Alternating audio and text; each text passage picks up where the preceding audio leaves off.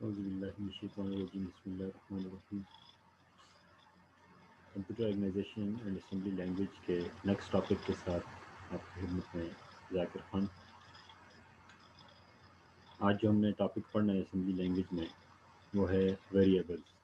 कि assembly language में variables का हम इस्तेमाल कैसे करते हैं, वेरिएबल्स क्या होते हैं, किस तरह यूज़ किए जाते हैं, तो वेरिएबल्स के बारे में हम चीज़ें पढ़ते हैं।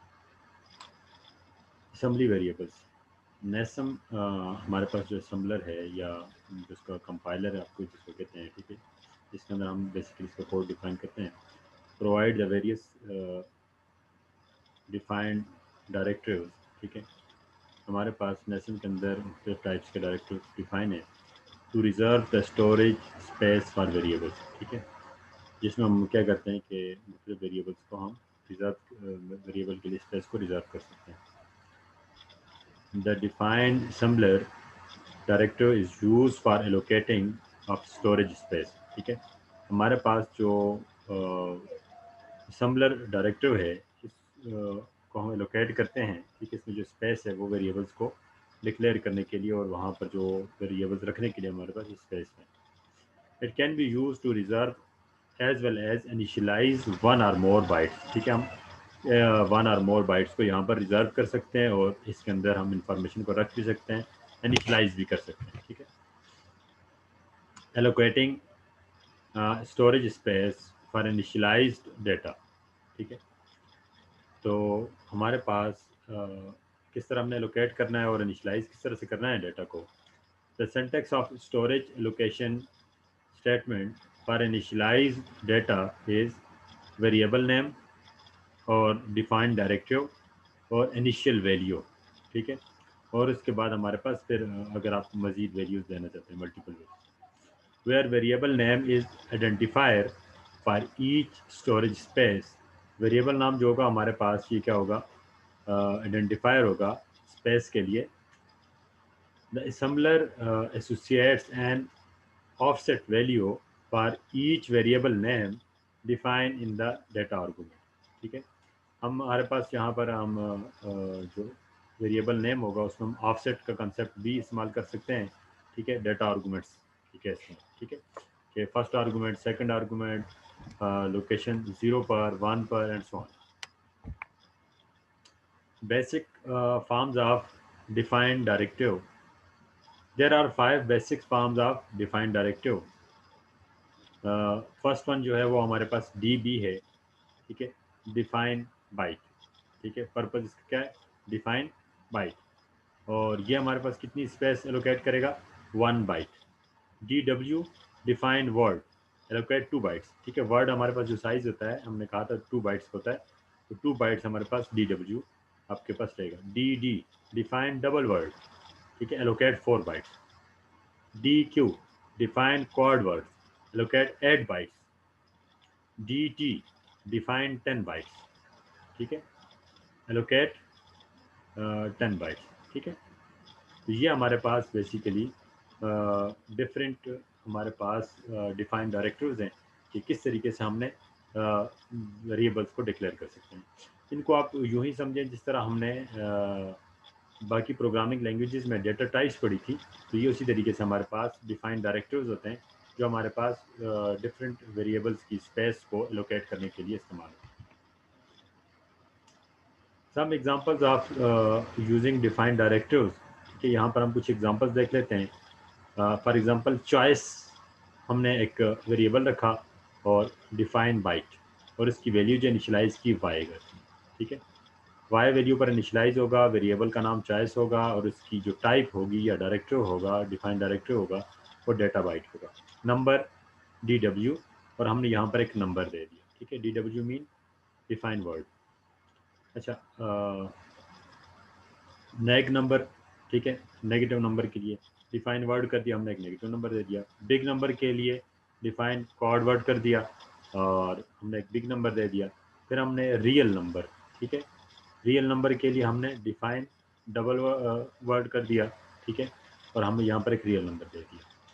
और फिर रियल नंबर को हम डिफाइन कॉर्ड वर्ड में भी कर सकते हैं, ठीक है, डबल वर्ड में भी आप कर सकते हैं और फॉरवर्ड में भी आप रियल नंबर्स को या फ्लोटिंग पॉइंट वैल्यूज़ को डिफाइन कर सकते हैं। ठीक है, ये हमारे पास डिफरेंट डिफाइन डायरेक्टर्स है जिनकी मदद से हम अपनी असम्बली लैंग्वेज के अंदर मुख्तलिफ टाइप्स के वेरिएबल्स को डिक्लेयर कर सकते हैं।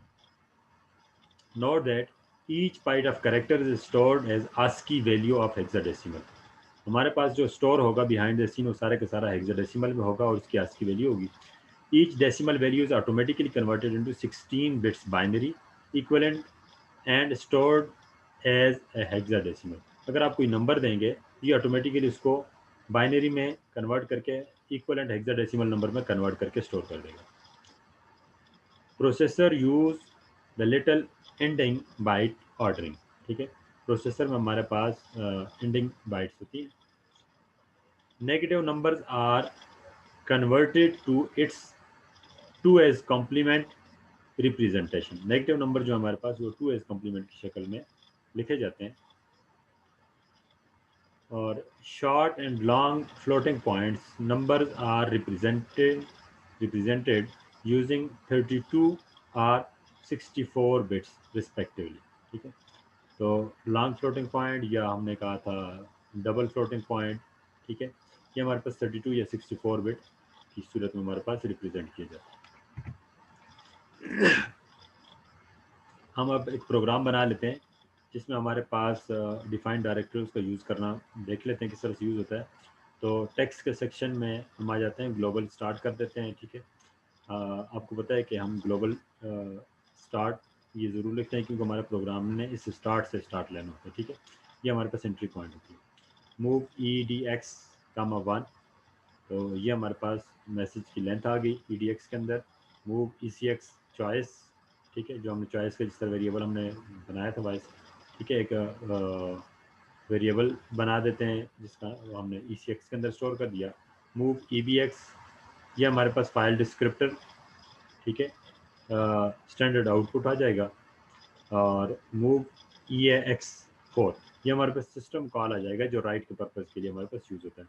और एंड 0x80, ये कर्नल को कॉल करेगा और इसके अगेंस्ट ये सारे प्रोसेस को एग्जीक्यूट कर देगा। और move EAX1 system call exit के लिए आएगा और फिर हमने कर्नल को कॉल कर दिया तो वही चीज़ आ जाएगी।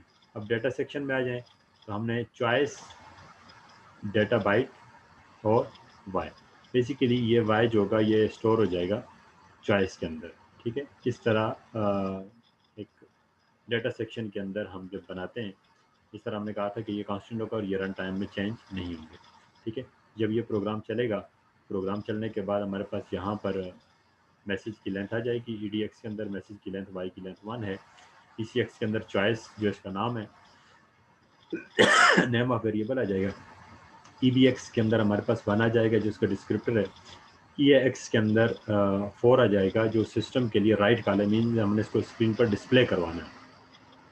और 0x80 ये हमारे पास कर्नल को कॉल करेगा और कर्नल इसके अगेंस्ट ये सारे प्रोसेस को एग्जीक्यूट करेगा। ठीक है, और नेक्स्ट में फिर हमारे पास EAX1 जब हम करते हैं तो ये एग्जिट की कॉल है और उसके बाद कर्नल को दोबारा से कॉल करके हम एग्जिट करते हैं। तो मीन्स ये ऊपर वाला प्रोग्राम जो है हमारे पास ये वाई की वैल्यू जो है ये अपने जो डेटा सेक्शन में डिफाइन किया है इसको डिस्प्ले करेगा। तो जो हमारे पास ऊपर का प्रोग्राम जब हमने कंपाइलर असेंबलर को दिया नेस्टम को, और जब इस प्रोग्राम को कंपाइल किया तो उसके बाद हमारे पास जो स्क्रीन पर रिजल्ट आपके पास आएगा वो जस्ट वाई लिखा हुआ आएगा क्योंकि हमने वाई जो डिफाइन किया था उसको हमने डिस्प्ले करवाया। Allocating the storage space for uninitialised data. अब हम अगर अनइनिशियलाइज्ड डेटा को के लिए एलोकेट स्पेस करना चाहते हैं तो उसके लिए हम क्या करेंगे? The reserve directors are use for the reserving space for uninitialised data. ये तो इनिशियलाइज था, अगर अनइनिशियलाइज होगा तो उसके लिए भी हम क्या करेंगे? डायरेक्टर्स का इस्तेमाल करेंगे। The reserve directors take a single operand that specified the number of units of space to be reserved। ठीक है, तो वही बात उसके बाद हमें बता देंगे कि कितने यूनिट्स हमने रिजर्व करने हैं बाइट्स के, तो अकॉर्डिंग टू द हमारे पास डायरेक्टर वो भी आ जाएगा। Each define the director has related to reserve director. ठीक है, तो रिजर्व डायरेक्टर्स हमारे पास वही बात है कि कौन कौन से हमारे पास, ठीक है, डायरेक्टिव्स हमारे पास जो हैं RESB reserve A bite, RESW reserve a word, ठीक है, RES रिजर्व, ठीक है, और W word, reserve double word, reserve quad word, reserve 10 bytes, ठीक है। तो जिस तरह ऊपर हमने किया था डिफाइन था वो, और यहाँ पर है रिजर्व। डिफाइन की सूरत में वो कांस्टेंट बन जाएंगे और हमने उसको डाटा सेक्शन में लिखना होगा, जबकि डायरेक्टिव की सूरत में हमारे पास ये सारे के सारे रिजर्व हो जाएंगी लोकेशन, और इन लोकेशन को हम ड्यूरिंग द प्रोग्राम भी मॉडिफाई कर सकेंगे। Multiple definition. You can have multiple data definition statements in the program. For example, choice db और y, ठीक है। y की जो हमारे पास हेक्साडेसिमल में वैल्यू है वो 79 है, तो इसके अगेंस्ट बिहाइंड द सीन हमारे पास 79 स्टोर हो जाएगा, h मीन हेक्साडेसिमल, ठीक है। ये आपके पास जस्ट कमेंट है। नंबर 1 dw 1 2 3 4 5, तो ये हमारे पास इसके अगेंस्ट जब इसको हम बाइनरी में कन्वर्ट करके हेक्साडेसिमल में कन्वर्ट करेंगे 3039 बन जाएगा। और सिमिलरली डिफाइन डबल वर्ड, तो ये एक नंबर लिख लिया, तो इसके अगेंस्ट हमारे पास क्या होगा कि डेसिमल से जब हेक्साडेसिमल में कन्वर्ट करेंगे तो ये आपके पास बन जाएगा 75BCD15, ठीक है। ये हमारे पास द assembler allocates द contiguous memory for the multiple variables define, ठीक है।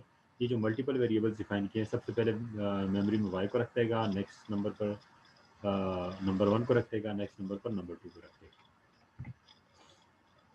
Multiple initialisation, the times directive allocate multiple initialization to the same value. For example, an array name marks of size 9 can be defined and initialized to the 0 using the following statement, ठीक है। अगर आपने एक array बनाना है और आपने क्या करना है कि उसके 9 आइटम्स रखने हैं और तमाम वैल्यूज को आपने 0 रखना है, तो आप किस तरह करेंगे, मार्क्स नाम का वेरिएबल बना देंगे, टाइम्स 9 मीन्स ये 9 लोकेशंस को आपके पास रिजर्व कर दे, ठीक है। 9 लोकेशन को रिजर्व कर देगा, और लोकेशन किस टाइप की होंगी, DW टाइप की होंगी, डेटा वर्ड की डिफाइन वर्ड की सूरत में होंगी, ठीक है। और तमाम वैल्यूज़ को हमने इनिशियलाइज कर दिया विद 0, तो तमाम वैल्यूज़ 0 हो जाएंगी। मतलब आपके पास एक एरे बन जाएगा 9 एलिमेंट्स का, और तमाम वैल्यूज़ पर 0 को प्लेस कर देगा। The time directive is useful in defining the array and tables. The following program display the 9 asterisks in the on the screen, ठीक है। तो हमारे पास आगे प्रोग्राम आ रहा है, तो उसकी डिटेल देख लेते हैं। टेक्स्ट सेक्शन में हमारे पास क्या होगा, प्रोग्राम हमने स्टार्ट कर दिया। स्टार्ट करने के बाद हमने मूव EDX 9, मैसेज की लेंथ बता दी कि हमारे पास टोटल लेंथ कितनी है 9, जो भी हमने एरे डिफाइन किया है 9 साइज का हमारे पास एरे हो जाएगा। मूव ECX स्टार्ट, ठीक है। तो मैसेज हमने जो राइट करवाना है वो हमने क्या होगा, ECX के अंदर स्टार्ट हमने राइट कर दिया, ठीक है। और मूव EBX 1, ये हमारे पास वही बात है कि फाइल डिस्क्रिप्टर होगा आउटपुट के लिए। और मूव EAX 4, ठीक है, ये सिस्टम कॉल है जो आउटपुट या सिस्टम राइट के लिए हमारे पास इस्तेमाल होती है। और उसके बाद कर्नल कॉल आ गई, ठीक है, 0x80। और मूव EAX, उसके बाद आपके पास कॉल आ जाती है एग्जिट की, और उसके बाद कर्नल कॉल आ जाती है। डाटा सेक्शन में हमने क्या किया, स्टार्स टाइम्स 9 DB स्टार्स, ठीक है।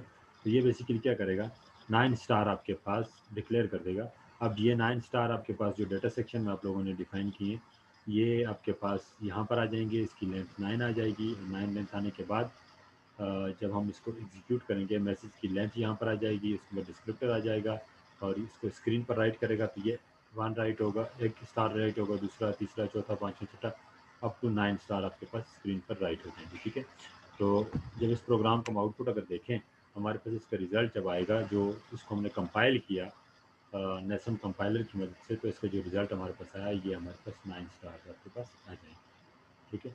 ये हमारे पास वेरिएबल्स डिक्लेयर करने के लिए मुख्तलिफ रूल्स है, किस तरह से हमने वेरिएबल्स डिक्लेयर किए और किस तरह से उनको वैल्यूज़ दी, और किस तरह इनकी वैल्यूज़ को हमने स्क्रीन पर आउटपुट किया, ठीक है। उनकी लेंथ किस तरह से डिफाइन करनी है, वेरिएबल्स की डिस्क्रिप्शन किस तरह से लिखनी है, सिस्टम कॉल कैसे करनी है, और उनको स्क्रीन पर किस तरह से हमने दिखाना है। तो थैंक यू सो मच। इंशाल्लाह नेक्स्ट क्लास में फिर मिलेंगे।